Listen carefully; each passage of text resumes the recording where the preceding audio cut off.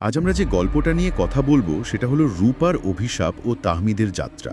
মানে গল্পটার কেন্দ্রে আছেন তাহমিদ, একজন সাংবাদিক। হ্যাঁ, আর তিনি বেশ যুক্তিবাদী। মানে এই ভৌতিক বা ধরুন অলৌকিক ব্যাপার-স্যাপার এসবে একদম বিশ্বাস করতেন না। ভাবতেন সব মনের ভুল। একদম। ওনার তো একটা টিভি শো ছিল, নামটা বেশ ইন্টারেস্টিং, ভৌতিক ও অভৌতিক। ঠিক, উদ্দেশ্য ছিল ওই সব ঘটনার পেছনে আসল কারণটা খুঁজে বের করা, মানে লজিক্যাল ব্যাখ্যা আর কি। যদিও নিজে কিন্তু একটুও বিশ্বাসী ছিলেন না এসবে। গল্পের শুরুতেই কিন্তু এ ব্যাপারটা বেশ বোঝা যায়। ওনার এক সহকর্মী রাসেল, তার সাথে বেশ তর্ক লেগে যায়। হ্যাঁ হ্যাঁ, রাসেল বলছিল যে তার এক বন্ধু নাকি আহ, ভূতের পাল্লায় পড়ে মারা গেছে। আর তাহমিদ তো সেটা শুনেই উড়িয়ে দিলেন, বললেন ওসব কিছু না, লোকটা হতাশায় আত্মহত্যা করেছে। হুম, রাসেল তো রেগে আগুন। সে তখন চ্যালেঞ্জ করে বসলো যে তাহমিদের নিজের সাথে কিছু না ঘটলে সে বুঝবে না।